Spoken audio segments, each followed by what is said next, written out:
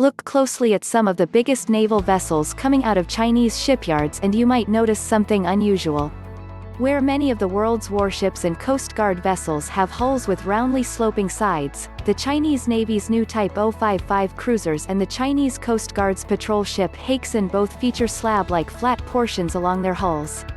Those flat sides aren't an aesthetic choice, according to Jerry Hendrix, an American naval expert and author of the new book To Provide and Maintain a Navy. They're for what sailors calls shouldering. That is, muscling into a rival ship and forcing it to change course. I believe the Chinese have designed two ships, specifically, to move Americans out of the way, Hendrix said.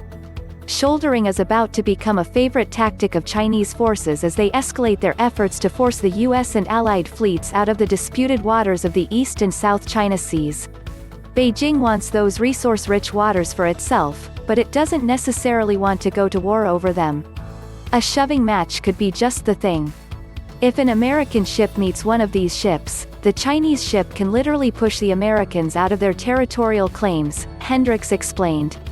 Shouldering a rival vessel without heavily damaging it could compel a foreign fleet to pull back without also provoking that fleet to open fire and risk full-on warfare.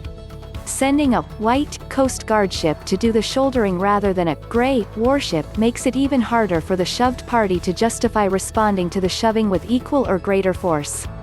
This is the incident the Americans are not prepared for, a white law enforcement platform against a gray hull wartime platform, Hendrix said. NATO and Soviet warships shouldered each other during the Cold War. One of the most famous incidents occurred on the Black Sea in February 1988, when two different Soviet frigates separately bumped the U.S. Navy destroyer USS Caron and cruiser USS Yorktown. Damage was minor, but the diplomatic cables that flew between Washington and Moscow in the following weeks were heated.